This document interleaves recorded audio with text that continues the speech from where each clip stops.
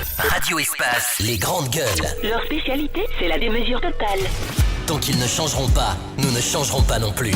Les grandes gueules, à suivre tous les jours sur la radio d'opinion. Radio Espace. Et en direct dans l'émission Paradialo, bonjour. Bonjour. Bienvenue chez les grandes gueules sur Radio Espace Guinée. Ou alors, monsieur Diallo, vous avez écouté certainement Madame la ministre de l'Agriculture hier lors de cet exercice. Alors, est-ce que vous vous êtes retrouvé dans ces chiffres, dans tout ce qu'elle a déclaré? Certains chiffres, oui, d'autres non, mais vous savez, c'est humain ça. Alors, C'est humain. alors, par exemple, au niveau du riz, et de la distribution des semences. Et des engrais.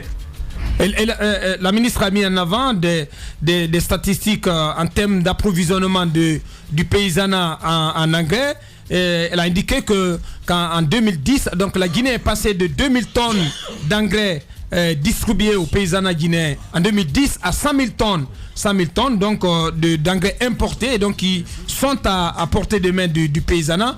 Il en est de même donc des semences vivrières. Apparemment, votre monde, le monde de paysans, aurait reçu beaucoup de semences vivrières depuis que le professeur Alpha Condé est au pouvoir. Expliquez-nous, est-ce que c'est réel, est-ce que c'est concret, ces données, est-ce que cela a un ressenti dans le cadre du développement du secteur agricole en Guinée? C'est vrai qu'ils ont mis suffisamment d'engrais, c'est vrai qu'ils ont mis suffisamment de semences de riz et de maïs, c'est vrai qu'ils ont importé beaucoup de produits phyto. Et c'est vrai que ça a été distribué. Maintenant, ça ne veut pas dire que la réussite est totale. Où se trouve le problème après la distribution, la mise en œuvre? Je ne sais pas. À présent, qu'est-ce qui ne marche pas? Comment ça se fait qu'à date, malgré tout ce qui est fait, on se retrouve avec les mêmes réalités à peu près? Ouais. Les mêmes réalités, c'est trop dire. Mais bon, cela dit, c'est simple. Si, vous savez, l'agriculture, c'est du professionnalisme. Oui. C'est pas de l'amateurisme. Justement. Si vous mélangez du professionnalisme et de l'amateurisme, sûr que vous allez importer des quantités extraordinaires et ça risque d'échouer. Ouais. Vous pensez qu'on a fait de l'amateurisme depuis que Alpha Condé est au pouvoir? Parce que non, c'est pas une question de Alpha Condé. Oui. Moi, je vous dis...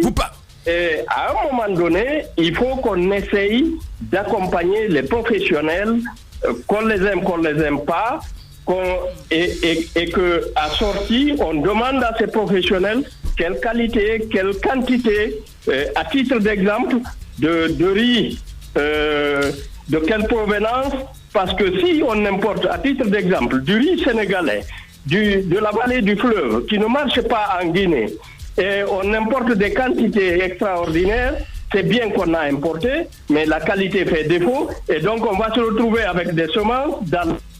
Est-ce que vous avez fait ce constat en ce qui concerne les semences, mais aussi en ce qui concerne les engrais? Est-ce que les engrais qui ont été importés, qui ont été mis à la disposition du paysan guinéen, est-ce que ce sont des engrais qui concordent à la nature de nos sols? Est-ce que ces semences ont été des semences donc de qualité recherchées par vous, les paysans?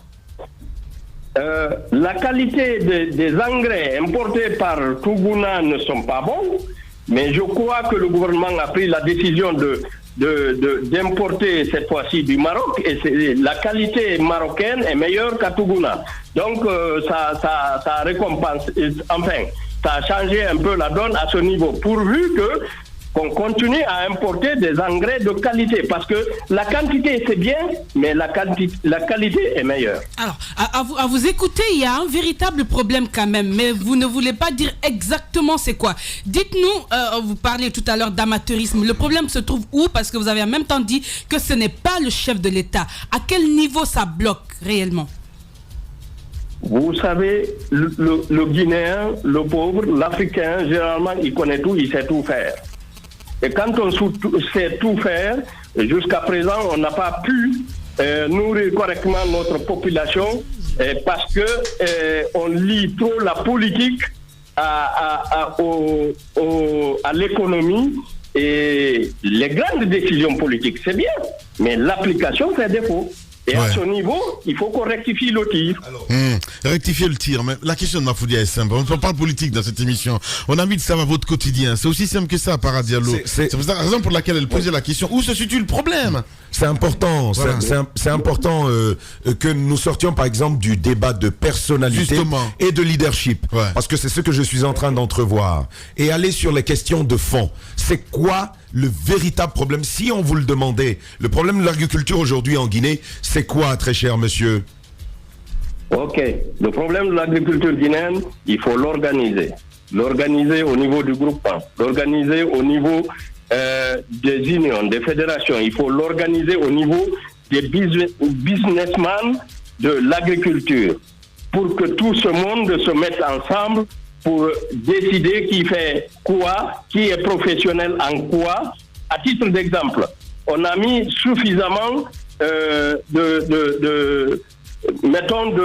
riz, de semences de riz. Et aujourd'hui, les grands producteurs de riz, de Farana, de Kouroussa, de la Basse-Côte, de la forêt, ils sont capables de trouver de bonnes semences dans ces régions qu'on peut reconduire. Et en ce moment, la quantité va changer énormément. Et si je vous prends le cas du café, qu'on prenne les professionnels du café de la Guinée forestière, qu'ils soient accompagnés sur leur déclaration. Mais tout en disant, si ça ne marche pas, on va vous sanctionner. Mais vous savez, ici, on ne sanctionne personne. Tout le monde fait ce qu'il veut. Alors ça n'a marché nulle part, ça ne marchera pas en Guinée. Et donc, moi, je pense qu'il faut aller pas à pas, ne pas aussi, c'est pas puisqu'on est un État, qu'il faut se lancer à tous azimuts sur tous les sujets. Et donc, prendre pas à pas, si on prend par exemple la denrée la plus consommée aujourd'hui, c'est le riz, on prend le riz, on l'organise très bien, on l'accompagne et on se lance à fond, non pas du développement, c'est à long terme, c'est pas au bout de 2 ans qu'on dira tout autosuffisant en riz. Il faut projeter sur 15 ans, 20 ans. Et puis, comme ça, les gens sont professionnels, on les accompagne, mais on ne dérange pas, on ne fait pas ce qu'on veut. On se lève le matin, on dit, bon, on va par là, le lendemain par là, le surlendemain par là. Bien. Moussa Paradialo, il faut le rappeler, le président des paysans. Merci beaucoup, Paradialo. Les grandes gueules. Tout sur les dessous de l'actu. Ici, l'actu rime avec liberté de ton sur Radio Espace.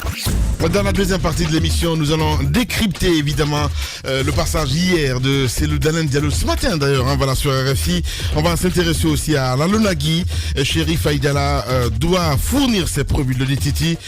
L'armée guinéenne, Van Malaise, il pose cette question ce matin. 3e mandat, encore une fois on parle. Le RPG Arc-en-Ciel s'y prépare.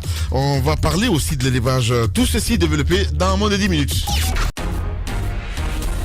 Véritable success story de la Radio Espace Guinée, les grandes gueules, détentrices des meilleurs scores radio en Guinée, de la meilleure émission talk show, a donné le créneau horaire du départ au bureau et du retour à la maison, récoltant depuis des années consécutives le titre d'émission la plus écoutée en Guinée, toutes catégories confondues. Un grand total de plus de 5 millions d'auditeurs ont été fidèles au talk show Les GG, diffusé jour après jour sur toutes les stations du réseau Adafo Média de 9h à 10h30, un exploit qui restera longtemps dans les annales de la bande FM en Guinée.